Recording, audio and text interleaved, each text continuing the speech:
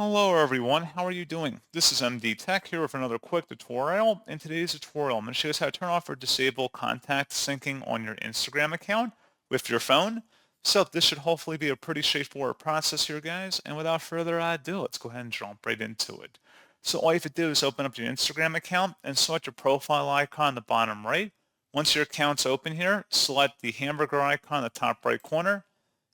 And then you want to scroll down underneath where it says your app and media, select device permissions and select where it says contacts. So if you want to turn off contact sharing, you will need to select update device settings at the bottom and then open device settings on your phone and then select permissions. And then you would go down to contacts and select that and then select don't allow. And that is all you would have to do.